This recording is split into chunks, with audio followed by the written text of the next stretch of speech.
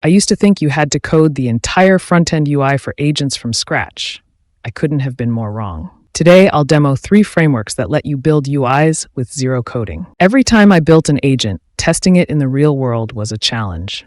I thought building a chat UI was the answer, but there's more to it. Here's what I discovered while researching agent UIs that changed how I build them.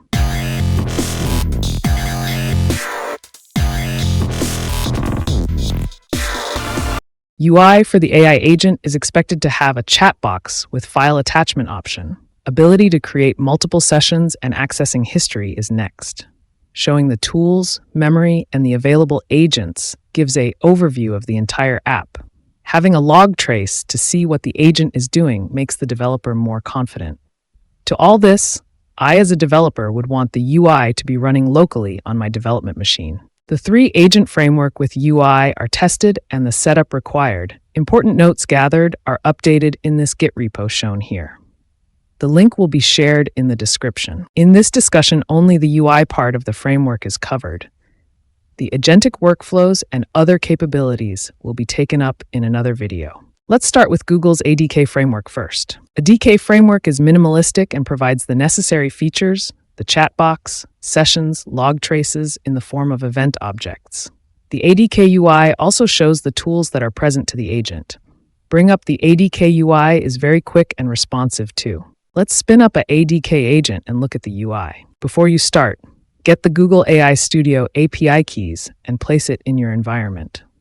Quick Start in ADK documentation suggests to create a .env file and store the keys inside it. The folder setup necessary for a DK has already been done in the repo I had shared. Calling the ADK web command inside the Try Google ADK folder will start the UI server. We can see the name of the agent at the top and the prominent chat box inside which the user query is entered. After entering the query, if we look at the backend, we can see the agent call stack in action. On clicking the event under the conversation with agent, we see the agent along with its tool as flow diagram. Below that, we can see the agent configuration and prompt. Sending another query to the agent, we can see a new event is registered, so the history can be easily accessed. Looking at the event, we can see the parts, the tool description, and state information. When setting up a DK agents, ensure you add the import statement to init file, else the agent won't run. To set up Python environment, use the virtual environment module and activate it.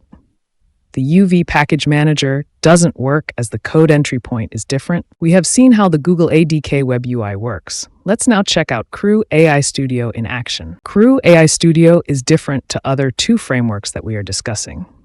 This framework allows to build entire Crew agents without typing code and then provides option to execute and test them, all using the Python Streamlit package. Steps to install the CrewAI Studio is provided in the source repo.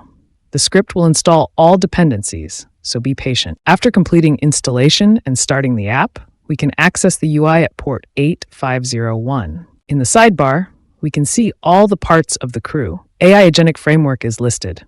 We can click on each radio button and create the what we want using the UI. We can also compose the parts and build the workflow with tools, tasks, and agents. Like how the crew is kickoff in CLI, the same way we can select kickoff option and execute the crew. We will look at the 3rd and final framework, Agno Agent Framework. This framework has fully developed agents, tools, and memory support in the backend. The front-end UI is written in Node.js and it is open sourced. The UI can be run locally, and there is more versatile cloud version also. Here is the working local UI of Agno. It's a chat UI with the agent details in the sidebar and ability to store multiple sessions. Has all that is needed for testing the agent. The Agno agents have to be made servable using the playground objects, and then they need to be run as server in one terminal. In the another terminal agent, UI needs to be executed using npm run dev command. Once the UI server is ready, it will automatically connect to the agent server, which is running on port 7777, and get ready for usage. The process to locally get the Agno UI server is shown here. If you want to connect the agent server running in port 7777 to Online Playground, then you need to get the API key. You can then export to environment, like shown here. Then you can, as usual, run the agent server like shown here, and click on the endpoint shown. It will take you to Cloud Playground, where you will have a much more versatile UI with better options and more control. You can set up the endpoint and give it a name. And once you select it, the agent in the server will show up in the UI. After that, you can start asking questions to the agent through Chatbox. We have covered the 3 agent frameworks that provide graphical UI for the users to start using the agent. Developers can test the agents and deploy them to the end user and start getting feedback. I believe this video has shown how easy it is to get the UI for agents. If you are like most people, you will dive directly into one of these frameworks without thinking what other options are there. To get a full overview of Agent Framework, take a look at this video.